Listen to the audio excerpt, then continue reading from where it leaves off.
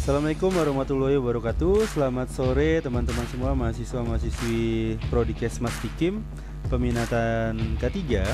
Kali ini kita masuk ke sesi ke-9 untuk mata kuliah penyakit akibat kerja, penyakit dan cedera akibat kerja. Dan untuk sesi ke-9 ini kita akan membahas tentang kanker akibat kerja. Berdasarkan data Riskesdas, prevalensi tumor atau kanker di Indonesia pada tahun 2013 menunjukkan adanya peningkatan dari 1,4 per 1000 penduduk menjadi 1,79 per 1000 penduduk pada tahun 2018. Seringkali pasien dan masyarakat bertanya tentang kapan akan ada obat untuk kanker. Untuk menjawab pertanyaan sederhana ini sangatlah sulit karena kanker sebenarnya bukanlah satu penyakit tetapi lebih merupakan gangguan ketidakaturan pertumbuhan. Munculnya kanker bermula dari sel yang sebelumnya adalah sel normal, tetapi kemudian menjadi abnormal yang tumbuh terus-menerus secara tidak terbatas, tidak berkoordinasi dengan jaringan sekitarnya, dan tidak berguna bagi tubuh. Penyakit kanker akibat kerja adalah penyakit kanker yang disebabkan oleh terpajannya agen penyebab kanker atau karsinogen di tempat kerja. Penyakit kanker memiliki beberapa mekanisme, yaitu karsinogen dan mutasi gen. Karsinogen merupakan zat yang dapat menyebabkan kanker apabila terpajan. Namun beberapa karsinogen tidak menyebabkan adanya mutasi gen secara langsung, melainkan meningkatkan pembelahan sel dengan tingkat yang lebih cepat daripada tingkat normal atau yang disebut bersifat non-genotoksik. Karsinogen akan berisiko menyebabkan kanker tergantung pada bagaimana mereka terpajan, durasi dan intensitas pajanan, dan genetiknya. Sedangkan kanker disebabkan adanya mutasi, perubahan DNA tersebut dapat disebabkan karena turunan dari genetik orang tua atau eksposur dari lingkungan luar. Mekanisme terjadi kanker karena eksposur dari lingkungan luar terdiri dari yang pertama inisiasi, di mana karsinogen menyebabkan mutasi DNA. Apabila sel telah dipengaruhi oleh inisiator dan bermutasi, maka akan bersifat permanen dan setiap sel yang dihasilkan dari pembelahannya akan tetap sama. Lalu, mekanisme yang kedua adalah promosi. Pada tahap ini terjadi peningkatan replikasi sel mutagen yang telah dimutasi oleh inisiator sebelumnya. Sel-sel kanker menumpuk dan menjadi benjolan yang disebut tumor.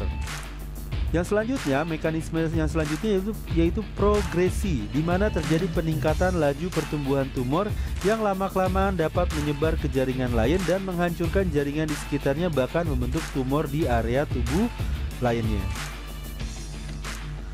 Neoplasma secara harfiah berarti pertumbuhan baru.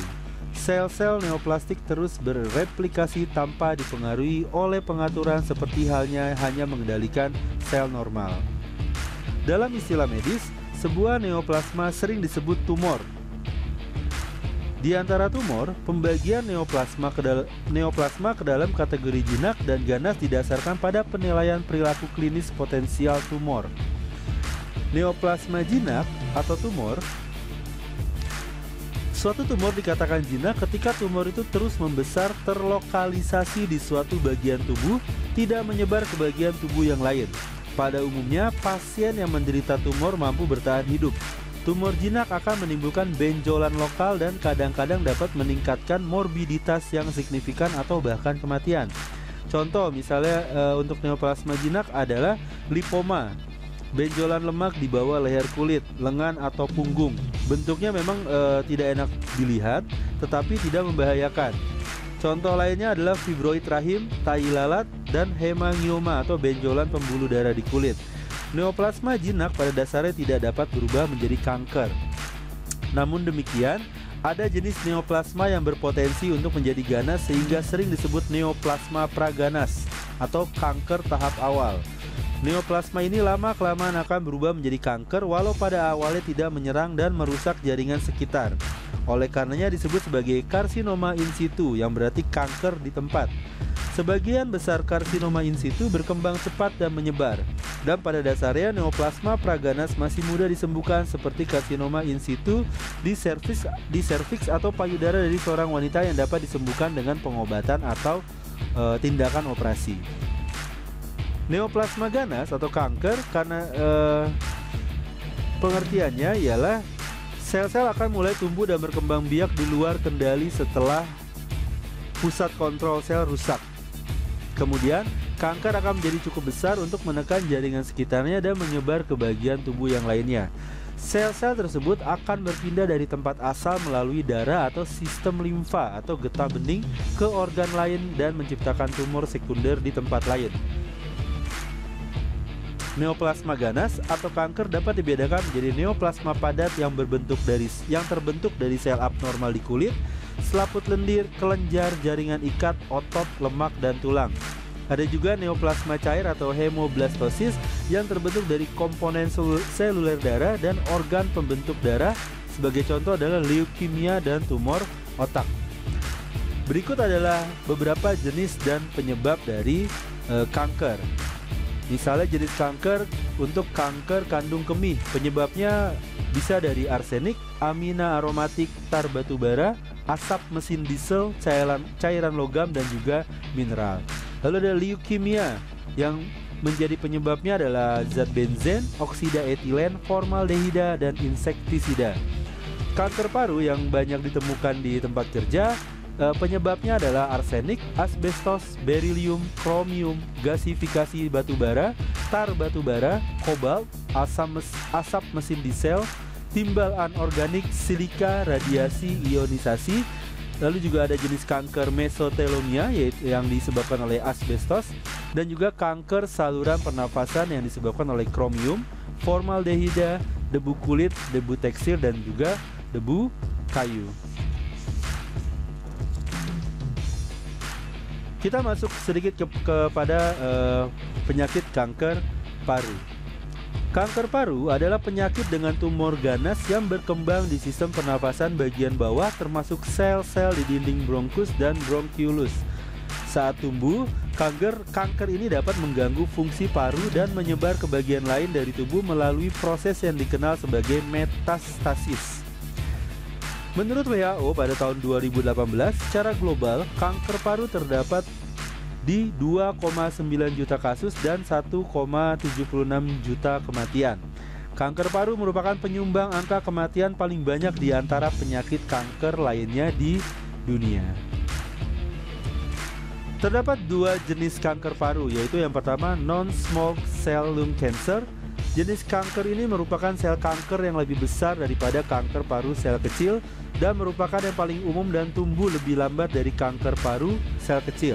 Lalu yang kedua ada small cell lung cancer, yaitu jenis kanker paru sel kecil ini tumbuh dengan cepat dan sering menyebar ke bagian lain dari tubuh si penderitanya. Gambaran klinik penyakit kanker paru tidak banyak berbeda dengan penyakit paru lainnya, yaitu terdiri atas keluhan respirasi subjektif dan keluhan objektif. Melalui anamnesis akan ditemukan keluhan utama dan riwayat penyakit serta faktor-faktor lain yang mendukung diagnosis kanker paru. Keluhan dan gejala yang menunjukkan adanya kanker paru adalah sebagai berikut. Yang pertama, batuk kronis. Batuk kronis merupakan gejala yang sering tampak pada kanker paru. Gejala ini muncul pada 65% sampai 75% dari penderita yang terdiagnosis kanker paru. Lalu gejala yang kedua ialah nyeri dada dan batuk yang memburuk. Nyeri dada merupakan gejala umum yang terjadi pada sekitar 50% penderita saat terdiagnosis. Gejala ini sering muncul dan hilang serta memburuk saat batuk. Nyeri dada terjadi karena penyebaran langsung dari tumor ke permukaan pleura. Yang ketiga gejalanya yaitu sesak nafas. Sesak nafas dapat muncul di awal pada 60% penderita kanker paru. Penyebab sesak nafas pada kanker paru banyak, yaitu paru, gangguan parenkim utama, pneumonia, efusi pleura, dan komplikasi dari kemoterapi seperti pneumonitis. Dan gejala lainnya yaitu terdapat juga gejala seperti berat badan berkurang, nafsu makan yang hilang, demam hilang timbul, suara serak terjadi karena paralisis nervus langirus recurrens. Jadi itu adalah gejala-gejala lainnya yang biasa muncul ketika ada terdiagnosis terkena kanker paru. Faktor-faktor resiko yang dapat menimbulkan kanker paru akibat kerja menurut Cancer Australia pada tahun 2014 yaitu yang pertama perokok aktif dan pasif. Untuk perokok aktif kita sudah tahu memang merokok itu bisa menyebabkan kanker. Nah, perokok pasif dapat menyebabkan kanker paru karena menghirup asap dari perokok aktif. Perokok pasif dapat didefinisikan sebagai seorang yang berada di lingkungan perokok aktif. Studi dari Amerika Serikat dan Eropa menunjukkan peningkatan risiko secara signifikan di antara mereka yang terpajan asap rokok. Mereka yang hidup dengan seorang perokok aktif memiliki peningkatan risiko 20% sampai 30% lebih tinggi. Investigasi terhadap asap rokok aktif menunjukkan bahwa hal tersebut lebih berbahaya untuk perokok pasif. Jadi teman-teman, kalau misalnya yang merokok ya perlahan-lahan bisa kita kurangi karena kita tidak mau terkena penyakit yang membahayakan seperti kanker paru ini. Dan juga teman-teman misalnya yang sedang berada di suatu tempat dan juga banyak orang sekitarnya yang merokok, ya lebih baik menghindar dari tempat tersebut karena kita tidak mau menjadi seorang perokok pasif yang dimana tingkat resikonya lebih tinggi dibandingkan yang menjadi perokok aktif. Lalu yang kedua, terpajan gas radon. Gas radon adalah gas tidak berbau dan tidak berwarna yang dihasilkan dari pemecahan radium radioaktif. Gas radon merupakan produk peluruhan uranium yang ditemukan di kerak bumi. Gas radon merupakan penyebab kedua kanker paru di berbagai negara. Senyawa ini memang tidak berbahaya jika di luar rumah atau di luar ruangan, tetapi dapat terkonsentrasi jika dalam ruangan termasuk di tempat kerja. Jadi kalau di luar tempat kerja gas ini tetap tidak berbahaya, tapi jika ada di dalam ruangan atau di tempat kerja maka menjadi bahaya yang bisa menimbulkan keluhan kesehatan dan memunculkan penyakit kanker. Menghirup gas radon dapat menyebabkan radiasi pada paru.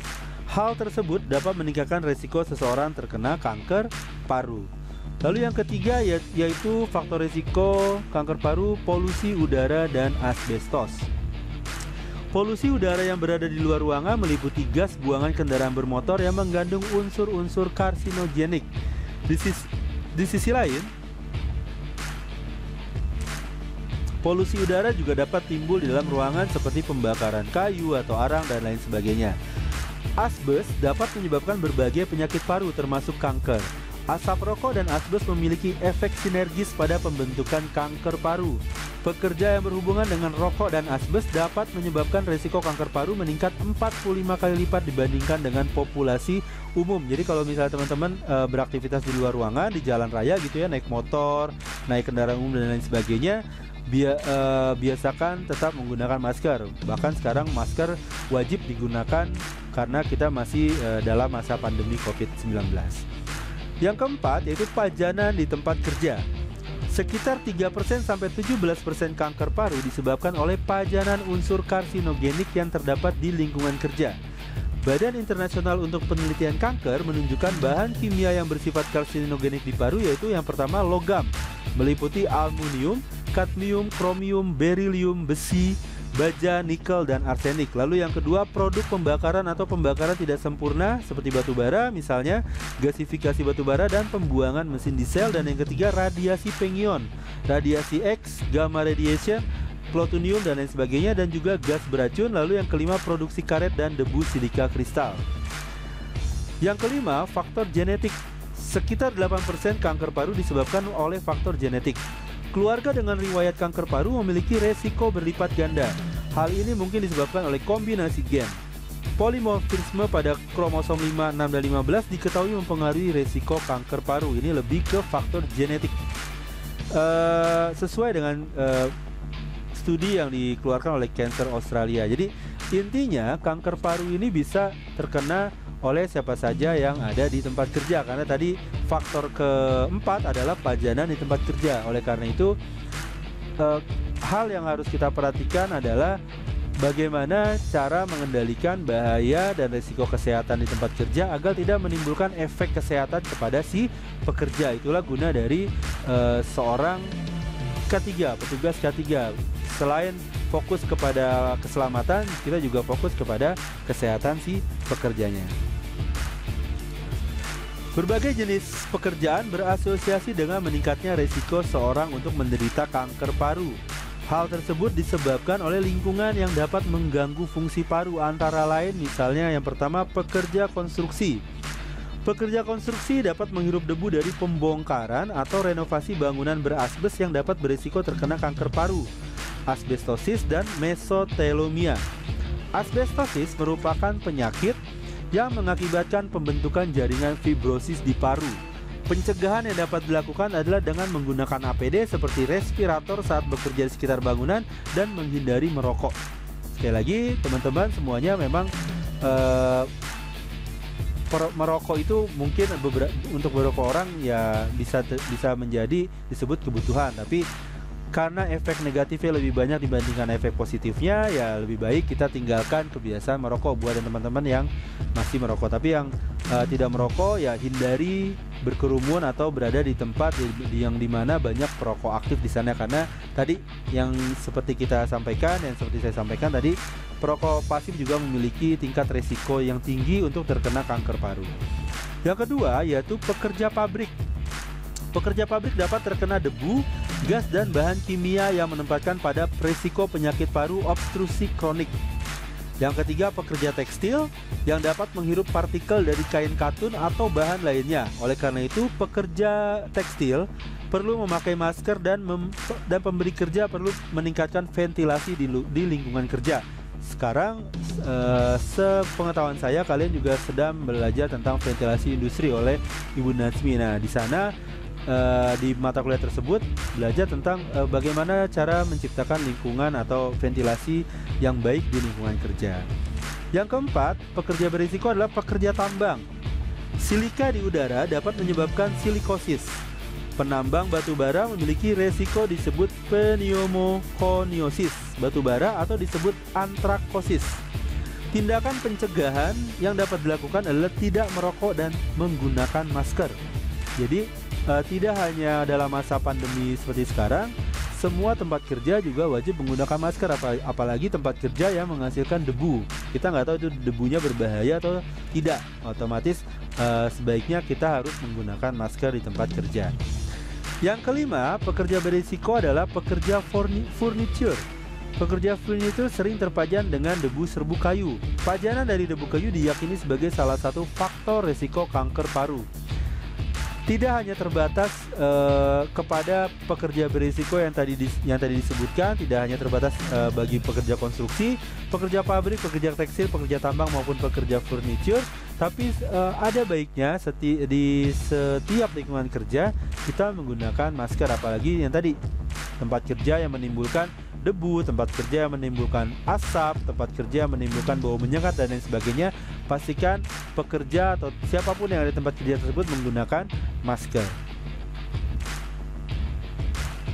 Kita masuk ke deteksi dini dan pemeriksaan penunjang untuk kanker paru. Kanker paru dapat didiagnosis berdasarkan anamnesis, pemeriksaan fisik, pemeriksaan penunjang, dan pemeriksaan khusus yang dimana dibagi menjadi beberapa bagian. Yang pertama, anamnesis. Anamnesis dilakukan dengan cara menanyakan kepada penderita gejala yang dirasakan seperti batuk tidak kunjung sembuh, batuk berdarah, sesak napas, nyeri dada, suara serak, misalnya juga sulit menelan, lalu ada penurunan berat badan dalam waktu singkat, dan menanyakan ada riwayat penyakit atau faktor genetik penyakit kanker paru atau kanker lainnya pada keluarga si pekerja. Itu dalam tahap anamnesis untuk diagnosis. Lalu yang kedua, setelah dilakukan anamnesis, kita lakukan pemeriksaan fisik. Pada pemeriksaan fisik, tanda yang dapat ditemukan pada kanker paru dapat bervariasi bergantung pada letak, besar tumor, dan penyebarannya. Tanda-tanda yang muncul seperti pembesaran kelenjar getah bening, supraklavikula, dan aksila menandakan telah terjadi penyebaran pada kelenjar getah bening, tumor di dinding dada, kepala, atau lokasi lainnya. Yang ketiga yaitu pemeriksaan penunjang. Fototoraks AP atau lateral merupakan pemeriksaan awal untuk menentukan pekerja terdiagnosis kanker paru atau tidak. Jika pada fototoraks ditemukan bayangan tumor dengan tanda-tanda keganasan, maka pemeriksaan CT scan toraks wajib dilakukan untuk mengevaluasi bayangan tersebut. CT scan toraks merupakan pemeriksaan yang penting untuk mendiagnosis, menentukan stadium penyakit, serta menentukan spesimen paru dengan tepat. CT scan toraks dapat diperluas hingga kelenjar adrenal untuk menilai kemungkinan metastasis kanker paru. Lalu bisa juga dilakukan USG abdomen yang dilakukan untuk menilai kemungkinan metastasi. Bisa juga dengan bone scan dilakukan untuk mendeteksi metastasi ke tulang. Jika bone scan tidak ada, dapat dilakukan dengan bone survey. Lalu ada juga PET scan yang dapat dilakukan untuk menilai hasil pengobatan. Yang keempat yaitu pemeriksaan khusus dengan menggunakan bronkoskopi yang merupakan prosedur utama untuk mendiagnosis kanker paru. Prosedur ini dapat membantu menentukan lokasi luka primer, pertumbuhan tumor intraluminal dan mendapatkan spesimen untuk sitologi dan biopsi sehingga diagnosis dan stadium kanker paru dapat ditentukan. Salah satu metode terkini adalah bronkoskopi fleksibel yang dapat menilai paru hingga sebagian besar bronkus derajat ke-4 dan bahkan terkadang hingga derajat ke-6. Spesimen untuk menghasilkan pemeriksaan sitologi dan histopatologi didapat melalui bilasan bronkus, sikatan bronkus, dan biopsi bronkus. Prosedur ini dapat memberikan 90% diagnosis kanker paru dengan tepat, terutama kanker paru yang terlokasi pada regio sentra. Kita masuk ke surveillance kanker paru. Surveillance dampak kesehatan dapat berupa penilaian klinis dan atau fisiologi secara berkala pada pekerja, individu, atau penilaian kesehatan kelompok pekerja. Surveillance kesehatan memiliki kriteria sebagai berikut. Yang pertama, apabila tidak memungkinkan secara praktis untuk mengurangi pajanan bahaya yang diketahui, maka harus melakukan surveillance kesehatan.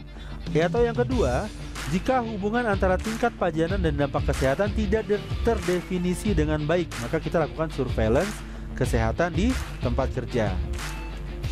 Metode surveillance kesehatan terbagi atas beberapa upaya sebagai berikut. Yang pertama, pemantauan lingkungan atau environmental monitoring. Pemantauan lingkungan bertanggung jawab bagi surveillance kesehatan karena harus memastikan bahwa pajanan dan resiko telah dinilai dengan bantuan pengukuran lingkungan secara bersamaan. Pemantauan lingkungan harus dimulai dengan pemeriksaan tempat kerja dan metode kerja dengan memperhatikan potensi zat padat berubah bentuknya menjadi udara melalui penguapan, aerosolisasi, pembakaran, penggilingan, dan lain-lain. Yang kedua adalah pemantauan biologik atau biomonitoring. Biomonitoring ini dapat dilakukan dengan mengukur pajanan bahan kimia atau metabolitnya di dalam darah atau urin. Selain itu pula dapat dengan menganalisa rambut dan biopsi organ pada laboratorium. Yang ketiga, dilakukan upaya identifying DNA interaction. Dan yang keempat, dilakukan screening. Screening untuk kanker awal sebelum menjadi ganas terbatas sebagai pemeriksaan pada sistem kontrol, karena perubahan tersebut tidak mungkin terdeteksi sejak awal pajanan namun setelah beberapa tahun waktu pajanan. Screening seperti ini layak dilakukan pada pekerja dengan pajanan karsinogen di masa lalu. Jika terdeteksi kelainan, dapat dilakukan terapi untuk menyembuhkan atau memperpanjang waktu bertahan hidup si penderitanya. Utilitas screening bervariasi dengan jenis kanker. Secara umum, tergantung pada efektivitas pengobatan kanker tertentu. Kanker serviks contohnya, di mana screening meningkatkan terapi dini dan angka kesembuhan pada si populasinya. Nah, program promosi dan pencegahan kanker paru bisa dilakukan dengan hierarki pengendalian bahaya, yaitu dengan eliminasi, substitusi, pengendalian dengan rekayasa teknik, dan administratif termasuk APD. Aktivitas yang dapat dilakukan dalam promosi dan pencegahan penyakit kanker akibat kerja antara lain adalah berikut. Misalnya, melakukan identifikasi pajanan karsinogenik di tempat kerja. Nah, bisa juga kita dengan menggunakan HRA atau Health Risk Assessment.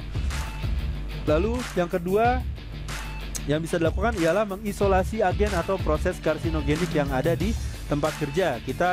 Sekali lagi kita identifikasi lagi. Lalu memisahkan pajanan dari pekerja dan orang lain di tempat kerja.